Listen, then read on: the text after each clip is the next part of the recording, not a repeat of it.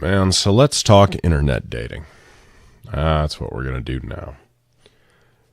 So I met this woman. Well, I didn't meet this woman, I suppose, is more germane to the conversation. We're going to call her G. So G and I, we meet online. Because when you're a shut-in, that's what you do, is you meet online. So G and I are we're exchanging emails, and it seems nice. She works in the healthcare industry, which I don't know. I my feeling is that people who go into that industry are, generally speaking, damaged. We're all a little bit damaged, and I more so than many, but I also don't necessarily try to spend 40 hours a week up to my elbows in blood and feces trying to help other people. That is a level of dedication that I don't understand and is a little horrifying. And so when you draw in the kind of personality that can do that and can do that for years at a time, that's somebody who, to my mind, is a little bit off kilter. And that's fine. I'm not, it's a necessary part of the structure, but I'm not sure exactly what kind of mire I'm wading into. And look, I want to point out, she's wading into a far deeper and more dangerous mire with me. That I'm significantly, that of the two of us, I am far and away the more destructive party in this. Because I am actively an addict and actively dangerous, in that I am extremely unpredictable. I cannot predict from day to day, minute to minute, or hour to hour what I'm going to do, because I'm loaded or half in the bag one way or the other almost all of the time. When you're that fucked up around the clock, there's gonna be shit that gets missed. So anyway, so I don't know what to do with her necessarily, but we're having a perfectly nice conversation. But anyway, so we were having a perfectly nice conversation, and I pointed out that my father had died of cancer about 15 years ago or so. Now, her response to that, and I shouldn't have brought it up. I thought it was salient. I thought it was important. It's not something I should have disclosed. It made the conversation way heavier than it needed to be. So that's on me. I kind of ruined the dialogue by, you start bringing up dead parents, and it's very difficult to make that light. I wasn't trying to use it as a, that wasn't my punchline.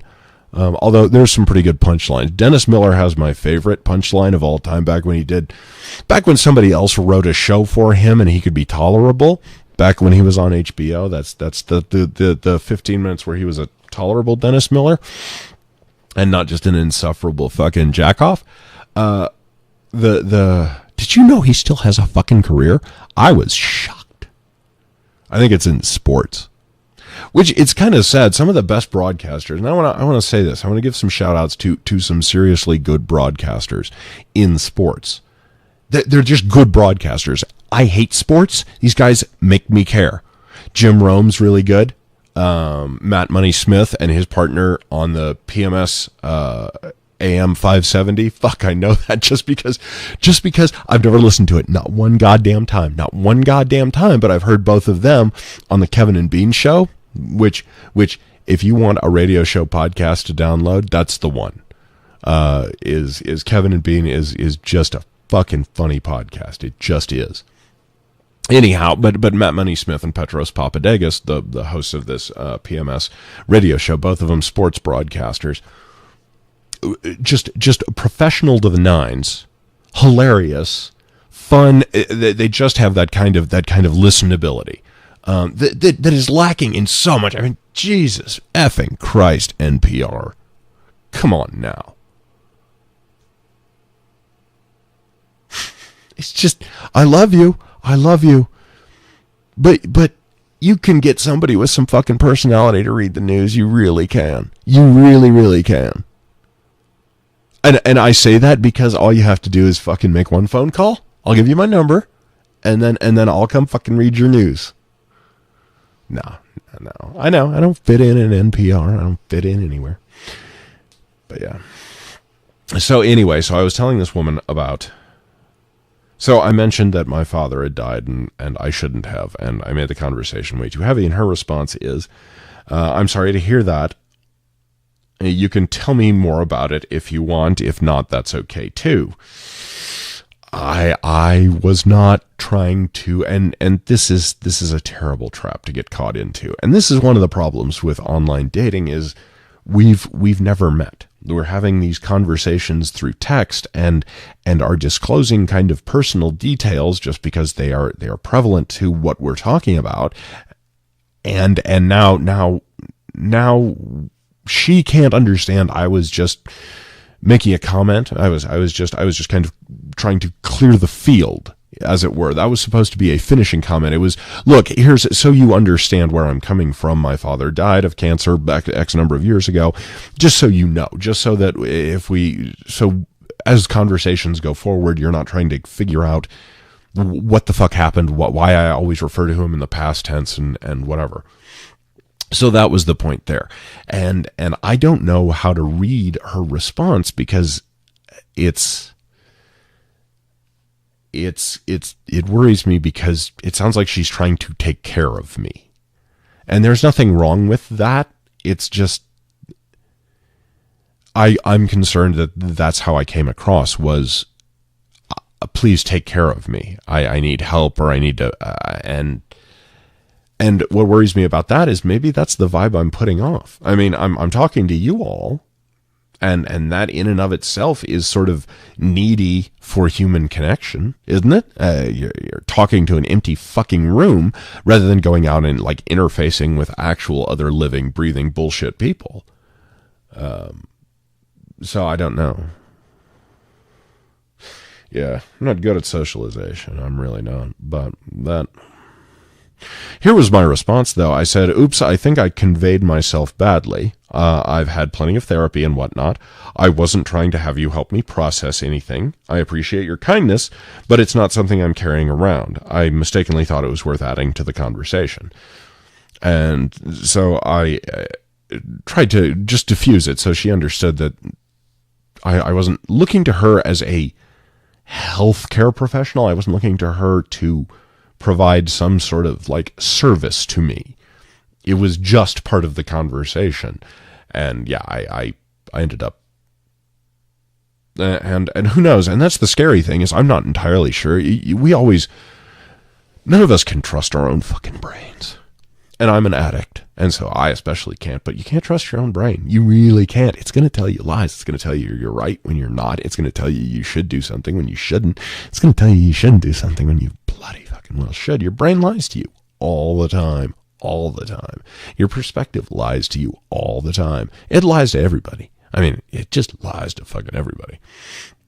But the point being, yeah, you got to be careful how you...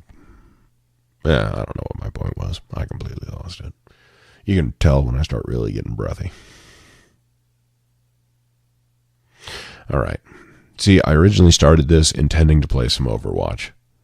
And I had a whole fucking Doomfist bit that I was doing, and then the fucking mic quit out, or cut out, whatever.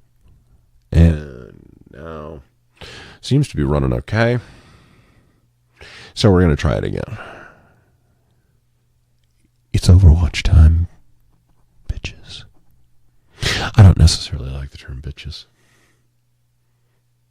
The only way I think it's okay, you have to say it as if you're Felicia Day as Charlie in Supernatural. That is the only acceptable way to use bitches.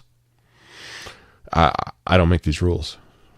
I don't. I wish I did. I wish I could. I wish I had that kind of power. I wish I had that authority, but no, you have to. The only acceptable time to say bitches, and you should, is as Charlie, played by Felicia Day in the television series Supernatural.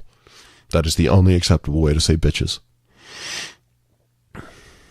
Unless you are actually one of said bitches, in which case you can refer to yourself in any way you like. But when talking about other people, these are the rules of decorum. George Washington has a whole book that he wrote down of rules of decorum, and boy, is he was definitely our first president. Our first president. I love how I say that. Yeah. It's the same way as people say we when they're talking about a sports team. Yeah. Not my country. Not my fucking nation. Not my first president. I did not vote for him. He was a individual. You can't, God forbid we trash him. No, he was a human being. That's it. And we should admit that. He was a human being, and he was a faulty human being and had all sorts of issues with slaves and fucking, yeah, he was a human being though. But for the time, I like to believe he did the best he could, but he was a white entitled piece of shit. Sorry. So am I. So are many of us. Anyone who is a white entitled piece of shit actually happens to be a white entitled piece of shit, and that we're born into that for the most part. We didn't ask for it. It's not like I popped out. It's not like I hit the ground and just went, I want to be a white entitled piece of shit. No, the white part, that was only like 85% me, you know? Yeah, look, you got to will yourself, because my parents, my mother is Samoan and my father is Greek. So how I came out just Irish white. It's I'm sure it makes sense. All right. Let's try for some Overwatch or something.